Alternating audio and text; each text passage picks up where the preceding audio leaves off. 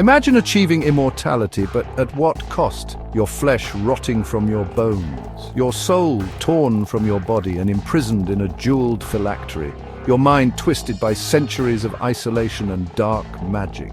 Welcome to the nightmare existence of the Lich, the most terrifying and intelligent undead creature ever conceived. Picture this. While vampires seduce and zombies mindlessly consume, the Lich calculates, plots, and remembers everything about its former humanity, except why it mattered. These undead sorcerers represent the ultimate cautionary tale about power without restraint and knowledge without wisdom. Today we're pulling back the veil on one of fantasy's most chilling creations. What drives a person to willingly become undead? How did this concept evolve from obscure folklore to a centerpiece of modern fantasy? And what dark truths about human nature do these skeletal sorcerers reveal? Let's begin with a question that might shock you. Would you sacrifice your humanity to live forever? The Lich has already answered yes. The word lich itself comes from Old English lich, simply meaning corpse. You might recognize this ancient word in modern terms like lich gate, the covered entrance to churchyards where funeral processions would pause before burial. But don't be fooled by this humble origin. The modern lich is far more than a mere corpse.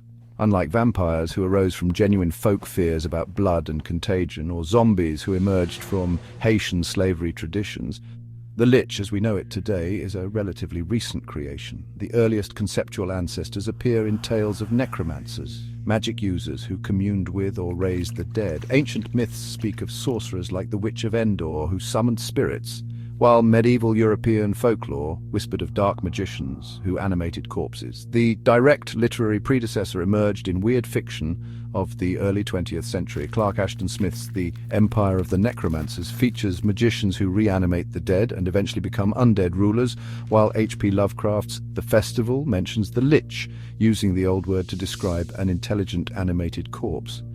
But here's the fascinating twist in our tale. The Lich, as we recognize it today, the undead sorcerer who willingly transforms itself to cheat death, was fully crystallized not in ancient mythology or classic literature, but in a game. The 1975 role-playing phenomenon Dungeons & Dragons codified the Lich as a distinct class of undead, establishing its core characteristics. This was revolutionary. While most undead are victims bitten by vampires, raised by necromancers, or infected by zombie plagues, the Lich chooses its fate. It's a conscious rejection of mortality, a calculated decision that power and knowledge matter more than humanity itself. The most disturbing element, the ritual to become a Lich, is invariably portrayed as requiring terrible sacrifice. Ancient tomes describe the consumption of deadly poisons that would kill an immortal, the murder of innocents, blasphemous ceremonies, and the creation of a phylactery using techniques so abhorrent they're often only hinted at in the darkest grimoires. This phylactery, the Lich's soul container, represents one of fantasy's most ingenious concepts. The term itself comes from the Greek phylacterion, referring to amulets worn for protection, and later to the small boxes containing religious texts, tefillin, worn by some Jewish adherents. By separating their soul from their body and storing it in a hidden, often heavily warded object, the Lich achieves something remarkable. Even if their physical form is destroyed, they can eventually regenerate as long as the phylactery remains intact. This concept resonates with ancient beliefs across multiple cultures, from Egyptian canopic jars preserving organs for the afterlife, to European folk tales about external souls hidden in objects, to modern fictional creations like Voldemort's Horcruxes in Harry Potter. The fundamental idea speaks to a universal fear, the vulnerability of having your essence in one destroyable location. What makes Liches truly terrifying isn't just their near immortality, it's their minds. Unlike most undead who lose their personalities or become driven by basic instincts, Liches retain everything that made them powerful in life: their intelligence, memories, magical knowledge, and ambition. Imagine the perspective of a being who has watched civilizations rise and fall, who remembers languages long extinct, who has had centuries or millennia to perfect their magical arts. This combination of endless time, retained intellect, and arcane power makes liches among the most formidable adversaries in fantasy literature. Their motivations can be unsettlingly complex. Some sought lichdom to continue magical research that mortal lifespans couldn't accommodate. Others desired eternal rule over kingdoms or even empires. Some are driven by ideological goals, perhaps believing that by transcending death they've achieved a higher state of being that should be extended to all of humanity, willingly or not. Consider the infamous Lich Sorcerers from Dungeons & Dragons, architect of the legendary Tomb of Horrors, a dungeon so deadly it's killed countless adventurers over decades of real-world gameplay. Or Sas Tam of the Forgotten Realms, a lich who rules an entire nation of necromancers. From their introduction in tabletop gaming, liches have conquered virtually every fantasy medium. The Lich King from Warcraft lore stands as perhaps the most recognized example in video games. A tragic fallen hero transformed into an immensely powerful undead ruler commanding legions of the dead. Games like Diablo, Elder Scrolls, Final Fantasy, and countless others feature lich-like beings as major antagonists. In television, the Adventure Time cartoon featured the Lich as its ultimate villain, a primordial force of destruction in undead sorcerer form. The popularity of actual play role-playing shows like Critical Role has further embedded the Lich in popular culture, with characters like Vecna representing existential threats to entire worlds.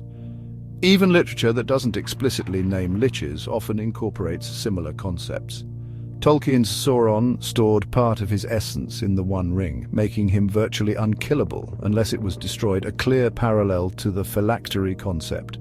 The Night King from Game of Thrones shares many lich-like qualities as an intelligent undead commander raising vast armies of the dead. What makes the Lich so compelling across these media?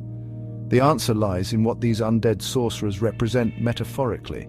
They embody several profound human fears and dark fascinations. First, liches personify the corrupting nature of the pursuit of immortality. They achieve their goal of escaping death, but at a horrific cost: their humanity, often their sanity, and any meaningful connection to the living world.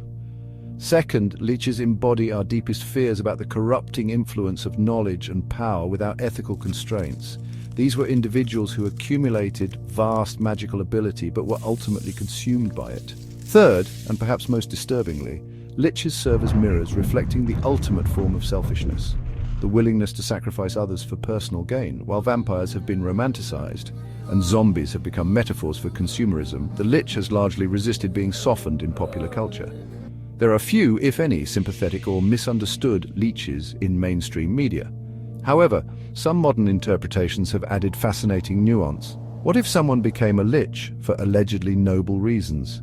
Imagine a guardian who transforms to protect a sacred site for eternity, or a leader who sacrifices their humanity to defend their people against an even greater evil. The concept has even expanded into science fiction, with technological versions of liches who achieve a form of immortality by transferring their consciousness into computers, cloned bodies, or other vessels.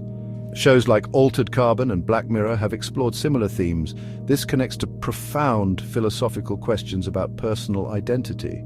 If a lich transfers its consciousness and memories into an undead form, is it truly the same entity?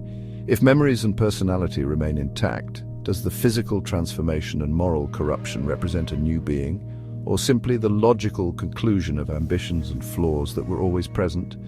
The existence of the phylactery further complicates these questions.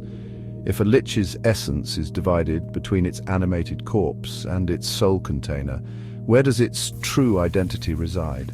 This echoes ancient debates about the relationship between body, mind, and soul that have occupied philosophers for millennia. As we push the boundaries of human longevity through medicine and technology, as we explore concepts like mind uploading and digital consciousness, the Lich serves as a mythological warning about the pursuit of immortality without considering its deeper implications.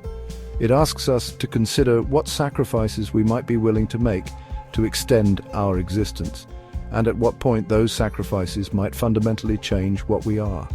The next time you encounter a Lich in a game, book, or film, look beyond the stereotypical villain. See instead a dark reflection of human ambition, untethered from mortality's constraints and wisdom. In their hollow eyes and decaying grandeur, these undead sorcerers offer a profound message about what it truly means to be human in a world where death remains the one universal experience. The Lich whispers an uncomfortable truth. Immortality without purpose is just existence, and power without humanity is its own prison. So, I ask you, would you sacrifice everything that makes you human for just a few more centuries of existence?